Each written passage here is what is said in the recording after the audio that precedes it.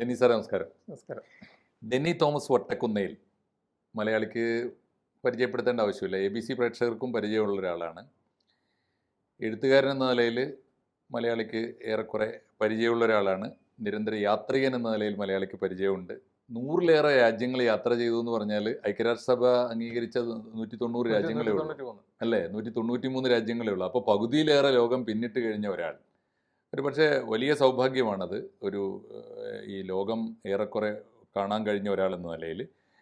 ഇപ്പോൾ അതുപോലെ തന്നെ ഇത്തരം ഈ യാത്രകളെക്കുറിച്ചും യാത്രയിലെ അനുഭവങ്ങളെക്കുറിച്ചും താൻ കണ്ടറിഞ്ഞ ലോകത്തെക്കുറിച്ച് ആഴത്തിലുള്ള വിശകലനങ്ങൾ പുസ്തകങ്ങളായിട്ട് എഴുതിയ ഒരാൾ. അഭയാർത്ഥി പ്രശ്നത്തെക്കുറിച്ച് വൈജ്ഞാനികമായ ഒരു ഗ്രന്ഥം മലയാളത്തിൽ എഴുതിയ ആദ്യത്തെ ആളാണ് ഡെന്നി സാറ്. അതുപോലെ കാലാവസ്ഥാ പ്രശ്നം ഇന്ന് ഭൂമിയുടെ ഏറ്റവും വലിയ നിലവിളിയാണ്. അതിന് കാതോർക്കുകയും അത് എഴുതുകയും ചെയ്ത ഒരാളാണ്. 5 പുസ്തകങ്ങൾ പ്രസിദ്ധീകരിച്ചിട്ടുണ്ട്. മാധ്യമരംഗത്ത് അദ്ദേഹത്തിൻ്റെ സേവനം വളരെ വലുതാണ്. ദീപികയുടെ വൈസ് ചെയർമാനായി പ്രവർത്തിക്കുന്ന ഒരാളാണ് എന്ന് മാത്രമല്ല, വിദ്യാഭ്യാസ രംഗത്ത് വലിയ സേവനങ്ങൾ ചെയ്യുന്ന സാന്റാ മോണിക്ക അബ്രോഡ് സ്റ്റഡീസ് എന്ന സ്ഥാപനത്തിൻ്റെ ചെയർമാനുമാണ്. ഇത്രയൊക്കെ പറയേണ്ട ആവശ്യം പോലും ഇല്ലാത്ത വിധം മലയാളിക്ക് പരിചിതനാണ് ഡെന്നി തോമസ് വട്ടക്കുന്നേൽ എന്നാണ് ഞാൻ കരുതുന്നത്. ABCയിൽ അദ്ദേഹം ഇന്ന് സംസാരിക്കുന്നത് ഇപ്പോൾ ലോകത്തെ എല്ലാ മാധ്യമ സുഹൃത്തുക്കളുടെ എല്ലാ മാധ്യമ സ്ഥാപനങ്ങളുടെയും പ്രധാനപ്പെട്ട തലക്കെട്ടുകൾ കഴിഞ്ഞ 4 കൊല്ലത്തോളമായി പിടിച്ചെടുത്തുകൊണ്ടിരിക്കുന്ന ഒരു വലിയ വിഷയം തീരാൻ പോകുന്നു എന്ന പ്രതീക്ഷയുടെ വക്കത്താണ്. അതൊരു ആഗോള യുദ്ധമായി, ഒരു 3-ാം ലോക യുദ്ധമായി വളരുമായിരുന്നു എന്ന് പല ഘട്ടത്തിൽ നമ്മൾ ആശങ്കപ്പെട്ടൊരു യുദ്ധമാണ് തീർച്ചയായിട്ടും റഷ്യ ഉക്രൈൻ വാർ. ഉക്രൈൻ നേരിട്ട് പോയി പലതവണ സന്ദർശിച്ചിട്ടുള്ള ഒരാളാണ്. യുദ്ധം തുടങ്ങിയതുകൊണ്ട് പിന്നെ പോകാൻ പറ്റാത്തത് കൊണ്ടാണ്. അപ്പോൾ അതുകൊണ്ട് ഉക്രൈൻ നേരിട്ട് കണ്ട ഒരാൾ ഇന്ത്യയിൽ തന്നെ എനിക്ക് തോന്നുന്നു അപൂർവം പേരായിരിക്കും ഇപ്പോൾ ഉണ്ടാവുക. അങ്ങനെ ഒരാൾ ഞങ്ങൾക്ക് ABCയുടെ ഗസ്റ്റായിട്ട് വന്നതിലുള്ള ഒരു സന്തോഷം ഞാൻ ആദ്യമേ പ്രേക്ഷകരോട് പങ്കുവെക്കട്ടെ. സാറിനെ സംസാരിച്ച് തുടങ്ങാം. സാറ് കണ്ട ഉക്രൈൻ, സാറ് ഇപ്പോൾ കഴിഞ്ഞ 4 കൊല്ലമായി അങ്ങ് ഭയപ്പെട്ട ഒരു ഉക്രൈൻ, ഇപ്പോൾ ഏതാണ്ട് പ്രതീക്ഷയുടെ ഒരു നാളം പോലെ ഈ യുദ്ധം അവസാനിക്കുന്നു എന്ന ഒരു തോന്നൽ അങ്ങയുടെ മനസ്സിൽ ഉണ്ടായിട്ടുണ്ടെങ്കിൽ അതിൻ്റെ കാരണങ്ങൾ സാറിന് പറഞ്ഞു തുടങ്ങാം. ആദ്യം കണ്ട ഉക്രൈൻ പറയൂ. 2-ാം ലോകമഹായുദ്ധത്തിന് ശേഷം ഇത്രയേറെ ദീർഘിച്ച ഒരു യുദ്ധം യൂറോപ്പിലുണ്ടായിട്ടില്ല. യൂറോപ്പിനെ സംബന്ധിച്ച് ഇത് ദൂരവ്യാപകമായ വലിയ പ്രശ്നങ്ങളും നഷ്ടങ്ങളുമാണ് ഈ യുദ്ധങ്ങളുണ്ടായത്. ഉക്രൈൻ എന്ന് പറയുന്നത് നമുക്കറിയാം, പഴയ USSRന്റെ ഒരു പ്രധാനപ്പെട്ട ഒരു ഭാഗമാണ് യുക്രൈൻ എന്ന് പറയുന്നത്. ഉക്രൈനിൽ ധാരാളം റിസോഴ്സസ് ഉണ്ട്. അതുപോലെ ഏറ്റവും കൂടുതൽ യൂറോപ്പിലേക്ക് പ്രകൃതിവാതകം പോകുന്ന ഒരു സ്ഥലമാണ്. അതിൻ്റെ റഷ്യയിലേക്ക് പോകുന്ന റഷ്യയുടെ ഒരു ഇടനാഴിയും കൂടിയാണ്. അതുപോലെ ഉക്രൈൻ്റെ ഏറ്റവും വലിയ പ്രത്യേകത, നമുക്ക് ഉക്രൈൻ ചിന്തിക്കുമ്പോൾ നമ്മുടെ മനസ്സിൽ വരുന്ന 1-2 കാര്യങ്ങളുണ്ട്. ചെർണോബിൽ അത് ഉക്രൈനിലാണ്. അപ്പോൾ പക്ഷേ വേറൊരു പ്രത്യേകത, അവിടെ സപ്രോഷ്യ എന്ന് പറയുന്ന 4 ആണവ നിലയങ്ങൾ ഇപ്പം ലൈവായിട്ടുണ്ട്. അതിൽ ഉക്രൈനിൽ അതിൽ ഏറ്റവും പ്രധാനപ്പെട്ട യൂറോപ്പിലെ ഏറ്റവും വലിയ ആണവ നിലയം എന്ന് പറഞ്ഞാൽ സപ്രോഷ്യയിലാണ്. സപ്രോഷ്യ. അപ്പോൾ അവിടുത്തെ ആണവ നിലയം എന്ന് പറഞ്ഞു കഴിഞ്ഞാൽ ലോകം മുഴുവൻ ശ്രദ്ധിക്കപ്പെടുന്ന അത്രയും വലിയൊരു, അവിടെയൊക്കെ ആക്രമണങ്ങൾ നടന്നു. ഈ 4 ആണവ നിലയങ്ങൾക്കെതിരെയും ഭാഗികമായ ആക്രമണങ്ങളൊക്കെ നടന്നിട്ടുണ്ട്. അപ്പോൾ റഷ്യ കണ്ടിന്യൂസ് ആയിട്ട് യുദ്ധം ചെയ്യുമ്പോൾ എത്രയോ നല്ല മനോഹരം. 2010 ശേഷം ഒരു ചെറിയ യുദ്ധം ഉണ്ടായിരുന്നു. ക്രിമിയ എന്ന് പറയുന്ന ഒരു സ്ഥലം അവർ പിടിച്ചെടുത്തിരുന്നു. അതിനുശേഷം അവിടുത്തെ ഈ റഷ്യയുടെ ഏറ്റവും വലിയ കണ്ണ് അല്ലെങ്കിൽ റഷ്യയുടെ ആഗ്രഹം എന്ന് പറയുന്ന അവിടുത്തെ ഏറ്റവും വ്യവസായ പ്രാധാന്യമുള്ള ഡോൺബാസ് മേഖല കൈവശം വെക്കുക എന്നുള്ളതാണ്. അതിൻ്റെ ഒരു ഭാഗികമായിട്ട് അവരുടെ കയ്യിലായിരുന്നു ഈ 2010 ശേഷം ഉണ്ടായ യുദ്ധത്തിൽ ഭാഗികമാണ്. അതായത് ഡാനുസ്ക് എന്ന് പറയുന്ന സ്ഥലം, അതേപോലെ ലുഹാൻസ്ക് പോലെയുള്ള സ്ഥലങ്ങളൊക്കെ ഭാഗികമായി അവരുടെ കൺട്രോളിൽ. പക്ഷേ ഉക്രൈൻ അംഗീകരിച്ചിട്ടില്ലായിരുന്നു. പക്ഷേ ഈ 2ാമത്തെ യുദ്ധം അവർ പ്രഖ്യാപിക്കുമ്പോൾ, അല്ലെങ്കിൽ 2ാമത് റഷ്യ അവരെ ആക്രമിക്കുമ്പം, സത്യം പറഞ്ഞു കഴിഞ്ഞാൽ അന്ന് അവർ പറഞ്ഞ ഏറ്റവും പ്രധാനപ്പെട്ട കാര്യം എന്ന് പറഞ്ഞാൽ ഈ ഉക്രൈൻ നാറ്റോ സഖ്യത്തിൽ ചേരുകയാണ്. അതുകൊണ്ട് അത് ഞങ്ങൾക്ക് അംഗീകരിക്കാൻ പറ്റില്ല. കാരണം നാറ്റോ സഖ്യത്തിൽ വന്നു കഴിഞ്ഞാൽ നാറ്റോ സഖ്യത്തിൻ്റെ പോർമുനകളും എല്ലാം റഷ്യയുടെ അതിർത്തിയിൽ വരും. അതിനു വേണ്ടിയിട്ടാണ് ക്രിമിയ കീഴടക്കിയെന്ന് പറയുന്നത്. ക്രിമിയ എടുത്ത് കഴിയുമ്പോൾ ക്രിമിയ ഒരു വലിയ പാർട്ട് ഇവർക്കൊരു ബൈലൈനായിട്ട് ഇരിക്കും. കാരണം എന്ന് പറഞ്ഞു കഴിഞ്ഞാൽ റഷ്യക്കും ഉക്രൈനും ഇടയ്ക്കായിട്ട് ഒരു ബൈലൈനായിട്ട് ഈ ക്രിമിയ എന്ന് പറയുന്ന പോർഷൻ നിൽക്കുമെന്ന് വിചാരിച്ചിരുന്നു. പക്ഷേ അത് കഴിഞ്ഞിട്ട് വീണ്ടും ഇവർ പറഞ്ഞു ഇവർ ചേരാൻ പോവുകയാണ്, ഞങ്ങൾക്ക് പറ്റത്തില്ല, അതുകൊണ്ട് ഞങ്ങൾ റഷ്യ ഉക്രൈനെ ആക്രമിക്കുന്നു. പക്ഷേ ഉക്രൈൻ ഉക്രൈൻ ആ സമയത്ത് പല നയതന്ത്ര ചർച്ചകളിലൂടെ ആ പ്രശ്നം അവസാനിപ്പിക്കാമായിരുന്നു. പക്ഷേ സംഭവിച്ചതെന്ന് ചോദിച്ചാൽ അന്ന് അമേരിക്ക കാര്യമായ പിന്തുണ നൽകി, യൂറോപ്യൻ യൂണിയൻ പിന്തുണ നൽകി. അത് വലിയ പ്രശ്നമാണ്. നമുക്ക് അതിനുശേഷം യൂറോപ്പിലൊക്കെ സഞ്ചരിച്ചാലും UK സഞ്ചരിച്ചാലും എല്ലാം നമ്മൾ അവർക്ക് ഗ്യാസ് കിട്ടുന്നതിന് വലിയ പ്രോബ്ലം വന്നു. കാരണം അവിടുത്തെ പല പ്രവർത്തനങ്ങളെയും മന്ദീഭവിച്ചു. കാരണം ഉക്രൈൻ യുദ്ധം നമുക്ക് ഇന്ത്യയെ പോലും പരോക്ഷമായി ബാധിച്ച യുദ്ധമാണ്. എന്ന് പറഞ്ഞാൽ യുദ്ധം വരുമ്പോൾ ആദ്യം ആൾക്കാർ ചിന്തിക്കുന്നത് റഷ്യയും ഉക്രൈനുമായിട്ടുള്ള യുദ്ധമല്ലേ നമ്മളെ എന്ത് ബാധിക്കും എന്നുള്ളത്. പക്ഷെ നമ്മളെ പോലും ബാധിച്ചു. ഇവിടെ നിന്ന് നമുക്കറിയാം കേരളത്തിൽ നിന്ന് തന്നെ ആയിരക്കണക്കിന് കുട്ടികൾ അവിടെ പഠിക്കുന്നുണ്ട്. അപ്പോൾ അവരെല്ലാം ഇന്ത്യ ഗവൺമെന്റ്, ഇന്ത്യയിൽ നിന്ന് 27,000 കുട്ടികളുണ്ടായിരുന്നു. ഇന്ത്യ ഗവൺമെന്റ് അത്രയും സീരിയസ് ആയിട്ട് ആക്ഷൻ എടുത്തിട്ടാണ് അവരെല്ലാം തിരിച്ചു കൊണ്ടുവന്നത്. ഇതിനകത്തൊരു കൾച്ചറൽ ഒരു ഇഷ്യൂ കൂടി ഇല്ലേ അതിനകത്ത്? ശരിക്കും പറഞ്ഞാൽ ഉക്രൈൻ്റെ ആയാലും ഡോൺബാസിൻ്റെ, ക്രീമിയയുടെ ആയാലും ഡോൺബാസിൻ്റെ ആയാലും ഒക്കെ ഈ ഇവർ തമ്മിലൊരു കൾച്ചറൽ ഡിവൈഡ് എങ്ങനെ വരുന്നത്? അത് നമുക്ക് USSRന്റെ ഭരണം വർഷങ്ങൾ നീണ്ടു നിന്നതല്ലേ. അപ്പോൾ അതിൽ നിന്ന് ഒരുപാട് പേര് റഷ്യക്കാർ ഉക്രൈനിലേക്ക് അധിവസിക്കുകയും അവിടെ റഷ്യൻ ഭാഷ സ്വാഭാവികമായിട്ട് എല്ലാവരും സംസാരിക്കുന്ന ഒരു ഭാഷയായി മാറി. റഷ്യൻ വംശജർ ഒരുപാട് പേര് ക്രിമിയ എന്ന് പറയുന്ന സ്ഥലത്ത് അവിടെ റഫറൻഡം നടത്തിയിട്ട് റഷ്യയിലേക്ക് ചേരാനാണ് ആൾക്കാർ തീരുമാനിച്ചതാണ് എന്ന് പറയപ്പെടുന്നു. റഫറൻഡം നടന്നുവെന്നും മാധ്യമങ്ങളിൽ വന്നിരുന്നു. അല്ല, അതിനൊക്കെ എത്ര വിശ്വാസയോഗ്യത, ഇപ്പൊ റഷ്യയിലെ കാര്യത്തിൽ റഷ്യ പറയുന്നത് എത്ര വിശ്വാസയോഗ്യത ഉണ്ടെന്ന് നമുക്ക് പറയാൻ പറ്റത്തില്ല. എങ്കിൽ പോലും ഭാഗികമായിട്ട് അല്ലെങ്കിൽ പൂർണ്ണമായിട്ട് തോതിലല്ല പോലും ഒരുപാട് ആൾക്കാർ റഷ്യയിലോട്ട് ചേരാൻ ആഗ്രഹിച്ചാണ്. ഡോൺബാസ് പോലെയുള്ള മേഖലകളിൽ ഒരിക്കലും അവിടെയുള്ളവർ ഉക്രൈനിലേക്ക് തന്നെ ഉക്രൈൻ വിട്ടുപോകാൻ താല്പര്യമില്ലാത്തവരാണ്. അങ്ങനെയാണോ? അങ്ങനെയായിരുന്നു. പക്ഷേ ഈ പ്രശ്നം എന്ന് പറഞ്ഞു കഴിഞ്ഞാൽ നാറ്റോയിൽ ഉക്രൈൻ ചേരുമെന്നുള്ള ഒറ്റ പ്രശ്നം കൊണ്ട് മാത്രമാണ് ഇവർ ഈ യുദ്ധം ആരംഭിക്കുന്നത്. 2-3 വലിയ കാതലായ പ്രശ്നം ഉന്നയിച്ചാലും പ്രധാനപ്പെട്ട പ്രശ്നം അതായിരുന്നു. അന്ന് ലോകം ചർച്ച ചെയ്ത വിഷയം അത് മാത്രമേ ഉണ്ടായിരുന്നു. പക്ഷേ അതിനുശേഷം ഈ യുദ്ധം 4 വർഷത്തോളം നീണ്ടു നിന്നു. ആ കാലഘട്ടത്തിൽ യൂറോപ്യൻ യൂണിയൻ കാര്യമായി സഹായിച്ചു. അതായത് ആയുധവും പണവും എല്ലാം കൊടുത്ത് സഹായിച്ചു. പണം കുറയുന്ന സമയത്ത് US ഓടിപ്പോയി അവിടുന്ന് പണം മേടിച്ചോട്ട് വരുന്ന ആളായിരുന്നു സെലൻസ്കി, അവിടുത്തെ സ്വന്തക്കാരനായിരുന്നു. അപ്പോൾ അവരുടെ എല്ലാം പിന്തുണയോട് കൂടിയാണ് യുദ്ധം ചെയ്യുന്നത്. അപ്പം നമുക്കറിയാം എപ്പോഴത്തെ ഒരു 28 പരിപാടികളാണ്. അപ്പം നമ്മളൊക്കെ സത്യത്തിൽ ട്രംപ് അധികാരത്തിൽ വരുമ്പോൾ നമുക്കൊരു വലിയ പ്രതീക്ഷയായിരുന്നു. കാരണം അദ്ദേഹം ഇലക്ഷന് പ്രചരിപ്പിച്ചതെന്ന് കഴിഞ്ഞാൽ ഞാൻ അധികാരത്തിൽ കയറി 24 മണിക്കൂറിനുള്ളിൽ ഒറ്റ ഫോൺ കോളിൽ ഉക്രൈൻ യുദ്ധം അവസാനിക്കും. അപ്പോൾ അത് കേൾക്കുമ്പോൾ നമുക്കൊരു സന്തോഷമുണ്ട്. ലോകത്ത് യുദ്ധം എന്ന് പറയുന്നത് ലോകത്ത് ആത്യന്തികമായി ഒരു ജനതയ്ക്കും നേട്ടം ഉണ്ടായ ഒരു യുദ്ധം ലോകത്തില്ല. എല്ലാവർക്കും നഷ്ടങ്ങളാണ്. നമുക്ക് ഉക്രൈനിലെ കാര്യങ്ങളൊക്കെ ലൈവായിട്ട് ഒരുപാട് ആൾക്കാർ നമ്മളോട് പറയാറും അവിടുത്തെ വേദനകൾ പങ്കുവെക്കുകയും ചെയ്തിട്ടുണ്ട്. കാരണം അത്രയും അതിഭീകരമായ അവസ്ഥയിലൂടെയാണ് അവിടെയുള്ള ആൾക്കാർ കടന്നുപോയത്. കാരണം അവിടെയുള്ള ആൾക്കാർ എന്നും ബങ്കറിനടിയിൽ മാസങ്ങളോളം താമസിക്കുന്ന ആൾക്കാരുണ്ട് പല പട്ടണത്തിലും. പ്രത്യേകിച്ചും ഈ റഷ്യൻ അതിർത്തി ഗ്രാമങ്ങളായിട്ടുള്ള അല്ലെങ്കിൽ പ്രവിശ്യകളിലുള്ള ആൾക്കാരെല്ലാം രാത്രിയും പകലും എല്ലാം, അതായത് അവർ സൈറൺ മുഴങ്ങുന്നു. എപ്പോഴും നമ്മൾ വീട്ടിലിരിക്കുന്ന പോലെയാണ്. സൈറൺ മുഴങ്ങുമ്പോൾ ബങ്കറിൻ്റെ അടിയിലേക്ക് പോകും. അത് കഴിയുമ്പോൾ കുറേ ടൈം കഴിയുമ്പോൾ തിരിച്ചു വരും. അതായത് അവർക്ക് ലൈഫ് ഇല്ലായിരുന്നു. എത്രയോ വർഷം. സോവിയറ്റ് യൂണിയൻ ആയിരുന്ന കാലത്തും സാർ പോയിട്ടില്ലേ അവിടെ? ഉണ്ട്. എന്താ ഡിഫറൻസ് ഇപ്പോൾ സോവിയറ്റ് യൂണിയൻ ഇപ്പോൾ 92 ശേഷമുള്ള ഒരു ഉക്രൈൻ ആയാലും റഷ്യ ആയാലും ഒക്കെ? അല്ലേ, സോവിയറ്റ് യൂണിയൻ്റെ കാലം എന്ന് പറഞ്ഞാൽ USSRന്റെ കാലഘട്ടം എന്ന് പറഞ്ഞാൽ വേറൊരു കാലഘട്ടമാണ്. പക്ഷെ അതിൻ്റെ അകത്ത് നമുക്കറിയാവുന്ന ഒരുപാട് കാര്യങ്ങളുണ്ട്. എന്ന് പറഞ്ഞു കഴിഞ്ഞാൽ സമത്വസുന്ദരമായ സോവിയറ്റ് യൂണിയനാണ് എല്ലാവരും പ്രതീക്ഷിച്ചത്. പക്ഷേ വലിയൊരു രാജ്യം, ലോകത്തിലെ ഏറ്റവും വലിയ രാജ്യമായിരുന്നു USSR. അപ്പോൾ ആ രാജ്യത്ത് വൈവിധ്യങ്ങൾ ഒരുപാടുണ്ടായിരുന്നു. ഇപ്പോൾ പഴയ CIS കൺട്രി എന്ന് പറയുന്ന കൺട്രികളുണ്ടല്ലോ, കസാക്കിസ്ഥാൻ, കിർഗിസ്ഥാൻ, ടർക്ക്മെനിസ്ഥാൻ, തജാക്കിസ്ഥാൻ, ഉസ്ബെക്കിസ്ഥാൻ, പിന്നെ Georgia, Ukraine, Estonia, Latvia, Lithuania, Armenia, അങ്ങനെ ഒരുപാട് രാജ്യങ്ങളുണ്ട്. ഇപ്പോൾ ഈ രാജ്യങ്ങളിലെല്ലാം ഒരുപാട് വൈവിധ്യങ്ങളുണ്ട്. കാരണം ഏറ്റവും വലിയ പ്രശ്നങ്ങൾ എന്ന് പറഞ്ഞാൽ രാജ്യങ്ങൾ പലതും വിഭജിക്കപ്പെട്ടത് ഈ ഗോത്രവർഗ്ഗങ്ങൾ അല്ലെങ്കിൽ മതത്തിൻ്റെ പേരിൽ, എത്നിസിറ്റിയുടെ പേരിലൊക്കെയാണ്. അപ്പോൾ ആ ഒരു വൈവിധ്യങ്ങളും അസമത്വങ്ങളൊക്കെ സോവിയറ്റ് യൂണിയൻ വല്ലാതെ അടിച്ചമർത്തി. നമുക്കറിയാം അരാൽസി എന്ന് പറയുന്ന ഒരു സ്ഥലത്ത് നിന്ന് വേറെ സ്ഥലത്തേക്ക് വിട്ടു. ഒരു രാജ്യം മുഴുവനും പട്ടിണിയിലായി. അല്ല, രാജ്യമല്ല, ആ പ്രദേശം, അന്ന് പ്രദേശമാണല്ലോ. അതിനുശേഷമാണ് രാജ്യം കസാക്കിസ്ഥാനും കിർഗിസ്ഥാനും ഒക്കെ ആയത്. അപ്പോൾ അങ്ങനെയൊക്കെയുള്ള അന്നത്തെ ഓരോ ഭരണാധികാരിയുടെ താല്പര്യങ്ങൾ സംരക്ഷിക്കപ്പെടുന്നത്. അപ്പോൾ ജോസഫ് സ്റ്റെലിനാണ് ജോർജിയക്കാരനായിരുന്നു. അദ്ദേഹം ആ രാജ്യത്തിനും ആ ഏരിയയ്ക്കും അതിനോട് കൂടി കൂടുതൽ സപ്പോർട്ട് ചെയ്തു എന്ന് പറയപ്പെടുന്നു. അപ്പോൾ അങ്ങനെ ഓരോ ഭരണാധികാരികൾ വരുമ്പോൾ അവരുടെ താല്പര്യങ്ങൾ, ഇത്രയും വലിയ രാജ്യം നമുക്കറിയാം. സംസ്കാരത്തെ സോവിയറ്റ് യൂണിയൻ വല്ലാതെ ധ്വംസിച്ചു എന്നുള്ളത് സത്യമാണ്, അതെല്ലാവരും പറയുന്നുണ്ട്. പക്ഷേ പട്ടിണിയില്ലാത്ത നിലയിൽ ഇവരെയൊക്കെ ഒരുമിച്ച് ചേർത്ത് ഒരു വലിയ യൂണിയനായിട്ട് കൊണ്ടുപോയില്ലേ? ഒരു പരിധി വരെ അത് ശരിയാണ്. പക്ഷേ സോവിയറ്റ് യൂണിയന്റെ പതനത്തിന് ശേഷമുള്ള ഈ ചെതറിപ്പോയ പ്രവിശ്യകളുടെ ഒരു സ്ഥിതി എന്താ, രാജ്യങ്ങളുടെ? അതാണ് ഏറ്റവും കഷ്ടം. ഒരു രാജ്യം പുതിയതായി രൂപീകരിക്കപ്പെട്ടു. അതിൽ ഇങ്ങനെ എണ്ണയുടെ സമ്പത്ത്, പ്രകൃതിവാതത്തിൻ്റെ സമ്പത്ത്, അല്ലെങ്കിൽ മൈനിങ് റിസോഴ്സസ് ഒക്കെ ഉള്ള രാജ്യങ്ങളൊക്കെ വളരെ വലിയ നല്ല നിലയിലായി. പക്ഷേ ഒരുപാട് ദാരിദ്ര്യങ്ങൾ അനുഭവിക്കുന്ന രാജ്യങ്ങൾ ഇന്നും ഉണ്ട്.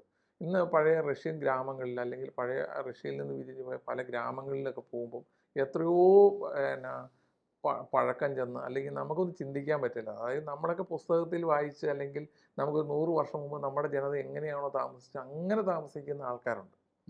അത്രയും വൈവിധ്യമേറിയ, അല്ലെങ്കിൽ അത്രയും പുരോഗമനം എത്താത്ത പല ഗോത്രങ്ങളും പല ജീവിത രീതികളും ഇന്നും റഷ്യയുടെ പഴയ രാജ്യങ്ങളിൽ ഇന്നും നിലനിൽക്കുന്നുണ്ട്.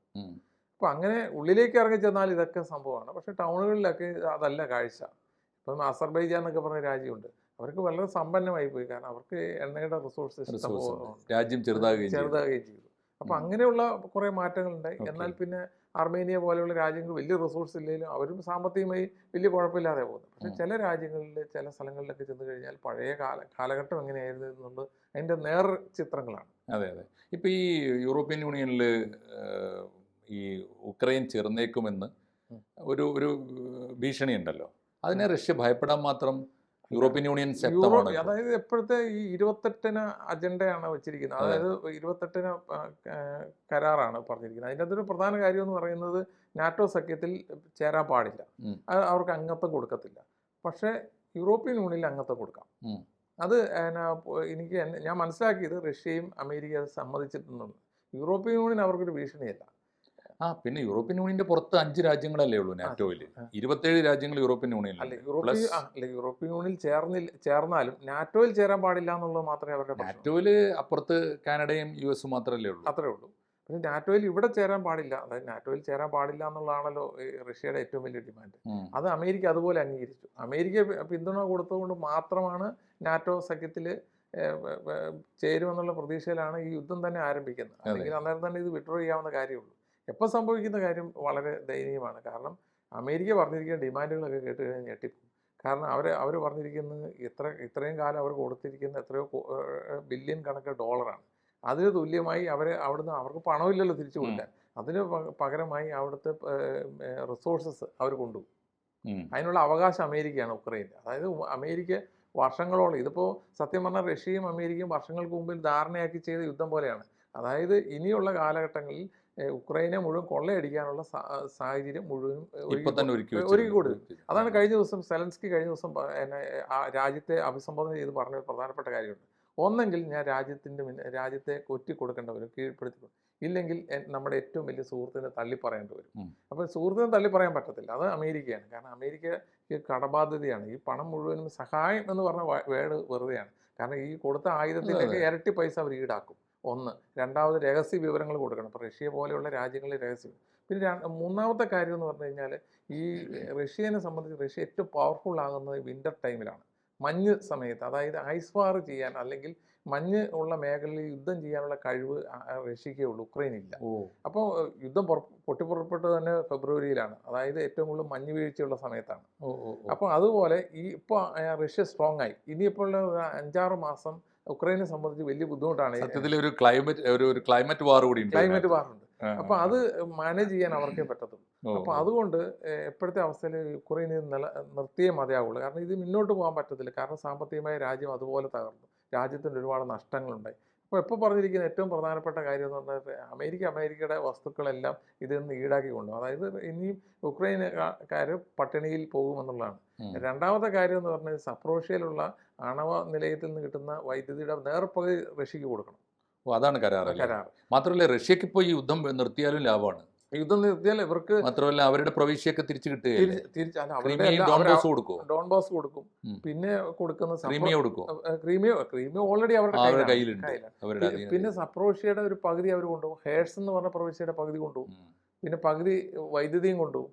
പിന്നെ നിലവിലുള്ള സൈന്യം പകുതിയാക്കണം. 12 ലക്ഷം ഉണ്ടായിരുന്ന കരസേന 6 ലക്ഷമാക്കി ചുരുക്കണം. പിന്നെ അവർക്ക് സുരക്ഷാ ഉറപ്പുകളൊന്നും കൃത്യമായി ഈ രേഖയിൽ എവിടെയില്ല. അതായത് നിങ്ങളെ സംരക്ഷിക്കാമെന്ന് അമേരിക്ക പറയുന്നുണ്ടെങ്കിൽ പോലും അവർക്ക് അവരുടെ തലസ്ഥാനമായ കീവിനെ സംരക്ഷിക്കാനുള്ളൊരു പദ്ധതി അവിടെ പറയുന്നില്ല. പിന്നെ രസകരമായ പല കാര്യങ്ങളാണ്. റഷ്യൻ ഭാഷ ഔദ്യോഗികമായിട്ട് അംഗീകരിക്കണം. ഉം. റഷ്യൻ ഓർത്തഡോക്സ് സഭയെ അംഗീകരിക്കണം. ആര് ഉക്രൈൻ മൊത്തമായിട്ട് അംഗീകരിക്കും? അംഗീകരിക്കണം. ഉം. ഇങ്ങനെയുള്ള കണ്ടീഷൻസ് ഒക്കെയാണ് അവർ വെച്ചിരിക്കുന്നത് ഈ 28 പരിപാടികൾ. ഇപ്പോൾ ക്രീമിയയിലും ഡോൺബോസിലും ആ മേഖലയിൽ മാത്രം പോരാ, മൊത്തം ഉക്രൈൻ ആ. റഷ്യൻ ഭാഷ അംഗീകരിക്കണം, അംഗീകരിക്കണം. റഷ്യൻ കൾച്ചർ അംഗീകരിക്കണം, വിശ്വാസം അംഗീകരിക്കണം. ഓ, അപ്പൊ ഏകപക്ഷീയമല്ലേ സർ ശരിക്കും ഇത് പറഞ്ഞാൽ? തീർച്ചയായിട്ടും ഏകപക്ഷീയമായിട്ട് അമേരിക്ക, അതായത് ഇപ്പം ട്രംപ് ആജ്ഞാപിക്കുകയാണല്ലോ ഇത് ആ, അതെ, അതെ. തീർത്തിരിക്കണം. ഇല്ലേ നാല് നിങ്ങൾക്ക് 1 രൂപ കഴിഞ്ഞ തരികയില്ല. 4 കൊല്ലമായിട്ട് അവർക്കൊരു യുദ്ധത്തിന്റെ ദുരിതം, കഷ്ടപ്പാട്, സാമ്പത്തികമായ നഷ്ടം ഒക്കെ കൊടുക്കുകയും ചെയ്തു. ആത്യന്തികമായി അവർക്ക് നഷ്ടം മാത്രമേ ഉള്ളൂ താനും. ഇതിൽ പിന്നെ എന്തിന്റെ പേരിലാണ് അമേരിക്കയുടെ പ്രേരണയ്ക്ക് ഇവർ ഇതിന്റെ വഴങ്ങിയത്? ഏറ്റവും വലിയ അപകടം ഇതിലൊന്നുമല്ല.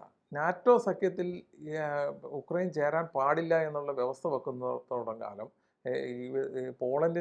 പോളണ്ട് വരെ ഇനി നാറ്റോ സഖ്യം ഉണ്ടാവുകയുള്ളൂ. അപ്പം ഈ യൂറോപ്യൻ യൂണിയനെ ദുർബലപ്പെടുത്തുന്ന ഒരു തീരുമാനം കൂടെയാണ് സത്യം. ഉം. യൂറോപ്യൻ യൂണിയനാണ് ഇതുകൊണ്ട് ഏറ്റവും കൂടുതൽ നഷ്ടങ്ങൾ വരുന്നത്. കാരണം യൂറോപ്യൻ യൂണിയൻ ശിഥിലമായി പോകും. ശിഥിലമായി പോകും. ആ, ആ. കാരണം അമേരിക്കയും റഷ്യയും ഒരു വൻ ശക്തികളായിട്ട് വളരാനുള്ള ഒരു സാഹചര്യം കൂടെ ഇതിന്റെ ഇടയ്ക്കുണ്ട്. അമേരിക്കയും റഷ്യയും തമ്മിൽ എനിക്ക് തോന്നുന്നു ഈ ഒരു അന്തർധാര വളരെ ശക്തമാണ്. പരസ്പരം പലപ്പോഴും ശത്രുക്കളെ പോലെ പൊരുതുമ്പോൾ ഉണ്ടെങ്കിലും സിനിമയിൽ പറഞ്ഞ പോലെ ഇവർ തമ്മിലുള്ള അന്തർധാര വളരെ ശക്തമാണ്. സജീവമാണ്. മാത്രമല്ല ഈ ട്രംപിനെയും അമേരിക്കൻ പൊളിറ്റിക്സിനെയും രൂപപ്പെടുത്തുന്നതിൽ ഒരു റഷ്യൻ ഡീപ് സ്റ്റേറ്റ് നേരത്തെ തന്നെ ഉണ്ട് അല്ലേ? അങ്ങനെയും അത് പല നമുക്ക് വാർത്തകൾ. ആദ്യമായിട്ട് ട്രംപ് അധികാരത്തിൽ വന്ന കാലം തൊട്ട് നമ്മൾ ഇതെല്ലാം സംശയിക്കുന്ന ഒരു കാര്യമാണ്. ഇവര് തമ്മിലുള്ള ഒരു ധാരണയാണ്, അവർ തമ്മിലുള്ള ഒരു അന്തർധാരയാണ് ഇതിൽ നിന്ന്. അന്ന് തന്നെ ഏറ്റവും വലിയ പ്രചാരണത്തിലുണ്ടായിരുന്നത് ഈ ഇദ്ദേഹത്തിന്റെ തെരഞ്ഞെടുപ്പിനെ ഏറ്റവും കൂടുതൽ സ്വാധീനിച്ച റഷ്യൻ വ്യവസ്ഥിതിയാണ് എന്നുണ്ടായിരുന്നു. അതിനുശേഷം ഇപ്പൊ ഈ മൂന്നാം പ്രാവശ്യം അയാൾ മത്സരിച്ച് ജയിക്കുമ്പോഴും അത് തന്നെ. പക്ഷെ ഇപ്പൊ നമുക്ക് മനസ്സിലാകുന്നത് അന്ന് തുടങ്ങിയ യുദ്ധം ഇന്ന് അവസാനിക്കുകയാണെങ്കിൽ അവസാനിക്കുന്നതിന്റെ പാർട്ട് റഷ്യ പറഞ്ഞ എല്ലാ ഡിമാൻഡും അതുപോലെ അതിന് തന്നെ ഉദാഹരണമാണ് കഴിഞ്ഞ ദിവസം ഫ്ലോറിഡയിലെ മയാമിയിൽ റഷ്യൻ പ്രസിഡന്റിന്റെ പ്രതിനിധിയും അമേരിക്കൻ പ്രസിഡന്റ് പ്രതിനിധിയും 3 ദിവസം തുടർച്ചയായ രഹസ്യ സങ്കേതത്തിൽ ചർച്ച ചെയ്തിട്ടാണ് ഈ തീരുമാനങ്ങളെല്ലാം ഉണ്ടാക്കിയത്. അപ്പൊ അവർ തമ്മിലുള്ള ധാരണയുണ്ട്. ആ ധാരണ ഇവർ അംഗീകരിക്കുക, അല്ലാതെ വേറെ വഴിയില്ല. സെലൻസ്കി ഒപ്പുവെച്ചു കൊടുക്കുക, വേറൊന്നും ചെയ്യാനില്ല. അപ്പൊ സത്യത്തിൽ ഇതിന് വെടിനിർത്തലെന്നോ ഒരു സമാധാന കരാറെന്നൊന്നും അല്ല പറയേണ്ടത്, ഒരു കീഴടങ്ങൽ എന്നാണ്. ഏകപക്ഷീയമായ കീഴടങ്ങൽ മാത്രമല്ല, ഇത് കഴിഞ്ഞാൽ 2 മാസത്തിനുള്ളിൽ ഇലക്ഷൻ നടത്തണം അവിടെ. അപ്പൊ ഇലക്ഷൻ നടക്കുമ്പോൾ സ്വാഭാവികമായിട്ട് സെലൻസ്കി ഔട്ടാവും. ഇങ്ങനെയുള്ള റഷ്യക്ക് അനുകൂലമായും 100% അനുകൂലമായും, എന്നാൽ സാമ്പത്തികമായി അമേരിക്കയ്ക്ക് വളരെ മെച്ചപ്പെട്ട ഒരു കരാറിലാണ് അവർ ഏർപ്പെടുന്നത്. അതായത് അവരതിനിടയ്ക്ക് ഉപയോഗിച്ചതെന്ന് പറഞ്ഞാൽ അമേരിക്കയുടെ ആയുധങ്ങൾ മുഴുവൻ ഈ 4 വർഷത്തിനുള്ളിൽ അവർ സഹായം എന്ന നിലയിൽ വിറ്റുപോയി. അവർക്ക് ആ പണമൊക്കെ 4 ഇരട്ടിയായിട്ട് അവർ തിരിച്ചു പിടിക്കും. റഷ്യയെ സംബന്ധിച്ച് റഷ്യയ്ക്കും അവരുടെ ആയുധങ്ങളും കാര്യങ്ങളും ഉപയോഗിക്കാനും പറ്റി. അവർക്ക് ആവശ്യമായ സ്ഥലങ്ങൾ തിരിച്ചു കിട്ടി, അവർക്ക് ആവശ്യമായ അവകാശങ്ങൾ കിട്ടി. റഷ്യ പറഞ്ഞ എല്ലാ പോയിന്റ്സും അവർ അംഗീകരിച്ചു കൊടുക്കുകയും ചെയ്തു. സത്യത്തിൽ അമേരിക്ക ഇപ്പോൾ റഷ്യയുടെ വിടുപണി ചെയ്യുന്ന ഒരു കാര്യസ്ഥന്റെ റോളിലാണ്. അപ്പോൾ റഷ്യ പറഞ്ഞ കാര്യങ്ങൾ തന്നെയാണല്ലോ ഇവിടെ നടപ്പാകുന്നത്. അപ്പോൾ നമുക്ക് അതിൻ്റെ ബൈലയിൽ നമുക്ക് വായിക്കാൻ പറ്റുന്നത് റഷ്യയും അമേരിക്കയും തമ്മിൽ അത്രയും അടുത്ത ബന്ധങ്ങൾ, അല്ലെങ്കിൽ അവർ തമ്മിലുള്ള പല ധാരണകളുമാണ് ഇവിടെ വെളിവാകുന്നത്. ഇവര് ലോകത്തെ പറ്റിക്കാൻ, മനുഷ്യനെ പറ്റിക്കാൻ ഈ പരസ്പരം ശത്രുതയുടെ ചില നാട്യങ്ങളൊക്കെ പുലർത്തുക, അതായത് ഈ 3ാം ലോക രാജ്യങ്ങളെ പറ്റിക്കുക. ഇവരുടെ എല്ലാം ആഗ്രഹം എന്താ? ചൈന പോലെയുള്ള രാജ്യം ഏഷ്യയിൽ നിന്ന് വളർന്നു വരാൻ പാടില്ല. പകരം റഷ്യയും അമേരിക്കയുമുള്ള ബാലൻസ് കണ്ടിന്യൂ ചെയ്ത് പോവുകയും ബാക്കിയുള്ള രാജ്യങ്ങളെല്ലാം അവർ കീഴ്പ്പെടുത്തി ഭരിച്ചുകൊണ്ടിരിക്കുക, അല്ലെങ്കിൽ ഭാഗികമായോ പൂർണ്ണമായോ ഭരിച്ചുകൊണ്ടിരിക്കുക. യഥാർത്ഥത്തിൽ ഇത് ചൈനക്കെതിരായിട്ടുള്ള ഒരു ആഗോള മുന്നണി ശക്തിപ്പെടുത്തുന്നതിന്റെ കൂടി ഭാഗമാണ്. അപ്പം ചൈനയെ അവിടെ ഒറ്റപ്പെടുത്തുക എന്നുള്ളത്, ചൈനയും വളർന്നു വരുന്ന ഇന്ത്യയെ പോലെയുള്ള രാജ്യങ്ങളെ ഒറ്റപ്പെടുത്തുക എന്നുള്ളത് ഇതിനൊരു പുറകിലുള്ളൊരു അജണ്ടയാണ്. അല്ല, അങ്ങനെ വരുമ്പോൾ സാർ ഇപ്പോൾ നമ്മൾ ചൈനയോടും ഈ ഇരുതല മൂർച്ചയുള്ള വാളുകൊണ്ട് പൊരുതേണ്ട സാഹചര്യത്തിലാണ് ഇന്ത്യ. ചൈനയും നമ്മളോട് ഉള്ളിലിരിപ്പ് അത്ര സുഖത്തിലൊന്നും അല്ല, ഒരിക്കലും അല്ല. അപ്പോൾ നമ്മൾ അതുകൊണ്ടായിരിക്കണമോ നമ്മൾ അതിനിടയിൽ നമ്മൾ അമേരിക്കയോടും സൈനിക കരാറൊക്കെ തിരക്കിട്ട്? അല്ല, ഇന്ത്യയെ സംബന്ധിച്ച് ഇന്ത്യ എല്ലാവരുമായിട്ട് ഒരേ ബന്ധത്തിൽ പോവുക എന്നുള്ളൊരു സംവിധാനം മാത്രമേ ഉള്ളൂ. കാരണം ഇന്ത്യക്ക് ആരെയും പൂർണ്ണമായി വിശ്വസിക്കാൻ പറ്റുന്ന ഒരു പങ്കാളിയില്ല. ഇപ്പം ചൈന ആയാലും റഷ്യ ആയാലും അമേരിക്ക ആയാലും പൂർണ്ണമായും നമുക്ക് അവരെ ആരും ആശ്രയിക്കാൻ പറ്റില്ല. ഭാഗികമായി ആശ്രയിക്കാൻ ഇന്ത്യ സ്വയമായി വളരുക. കാരണം ഇന്ത്യ എന്ന് പറയുന്നതാണ് ലോകത്തിൻ്റെ മുന്നിൽ എല്ലാവരുടെയും ഭീഷണി. കാരണം വളർന്നുകൊണ്ടിരിക്കുന്ന സമ്പദ് വ്യവസ്ഥ, ഇത്രയും യുവജനങ്ങളുള്ള ലോകം വേറെ എവിടെയില്ല. അപ്പോൾ അത് ലോകത്തിൻ്റെ അടുത്ത റിസോഴ്സാണെന്ന് എല്ലാവർക്കും അറിയാം. ഇന്ത്യ വളർന്നു വരാതിരിക്കാൻ വേണ്ടിയിട്ടാണ് ഇവരുടെ എല്ലാം ഒരു ഇന്ത്യയും അതേപോലെ ചൈന ശക്തി പ്രാപിക്കാതിരിക്കുക, ഈ 2 അച്ചുതണ്ടിൽ ലോകം കറങ്ങുക എന്നുള്ളൊരു ലക്ഷ്യമാണ് ഇത്. തീർച്ചയായിട്ടും ഇപ്പോൾ ഉക്രൈൻ്റെ അനുഭവത്തിൽ നിന്ന് ലോകത്തോട് നമുക്ക് പറയാൻ തോന്നുന്ന ഒരു അനുഭവം ഇതാണ്. യുദ്ധങ്ങൾ ഉണ്ടാക്കുകയും യുദ്ധങ്ങൾ തീർക്കുകയും ചെയ്യുന്നത് എപ്പോഴും ലോകത്തിലെ വൻകിട ശക്തികളുടെ സാമ്പത്തികവും സൈനികവുമായ താല്പര്യങ്ങളുടെ പേരിലാണ്.